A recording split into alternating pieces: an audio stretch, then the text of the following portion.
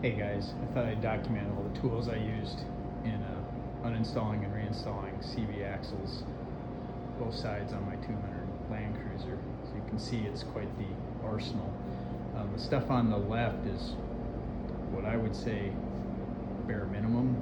I mean, some of these things are debatable, but and the stuff on the right are things I used that I guess you wouldn't absolutely have to have, but I did use them as I was trying different things.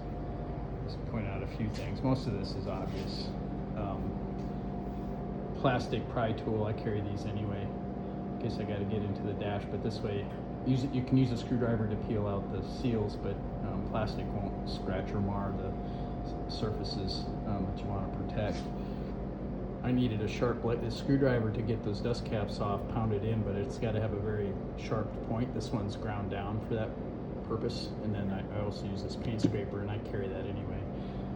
Variety of pry bars. These are what I used. Flat screwdriver. This guy, I have aftermarket bump stops that are in the way that need an 8mm socket head to remove, so that's maybe just special to me, but if I don't take those bump stops off the front, I cannot pull the CV out between the bump stop and the front shock. Various pliers, really for the cotter pins and stuff like that. A non-marring mallet and a punch. So to get the axle out of the hub, variety of things. Oak block, pounding and just wailing on it to punch it through. This 2x4 I put between the ball joint. There's two bolts on the bottom, the ball joint and the hub itself to hold it up and give it freedom of movement a little bit. But so that was the first step, and then ultimately I had to use this guy and this guy. I tried various things with hitting this with the little mallet too, the copper mallet. On the other side, I mean, I ultimately had to go to a 4-pound dead blow.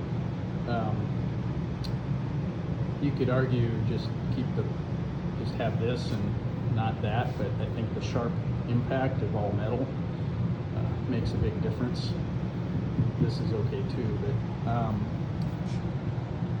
slide hammer, not necessary, but very nice to have. I wouldn't carry this in my rig. It's just too big and heavy, but I might carry the claw because that's not so big and gives you options to pry against and hit with a hammer. PVC tubing, when it comes to, like, these were loose and a little bent up, so I replaced them, and maybe if you had damage they could get trashed. But this is a 2-inch pipe coupling that works really well to pound this on square, and then this is not necessary, but I didn't want to mess up my thread, so I covered it with another piece of pipe I have. You know, I don't know if I'll carry these or not. Yeah, my housing was messed up, so I needed to dress it with this angle grinder so I could get the new seal in. Anyway, there's a lot here to think about when you're doing it. That if you really intend on being able to be self-sufficient, you kind of need this stuff. Oh, I forgot to mention patches. Saw tool, not absolutely necessary, but very nice, and it's small enough to carry. Lets you set it in square with the right depth. Yeah, here's your 39mm. This is critical, and you need the big gun. I mean, breaker bar also, because I had a couple that really took some hits, and you may have to go to a breaker bar and cheat. Anyway, just kind of documenting this for posterity.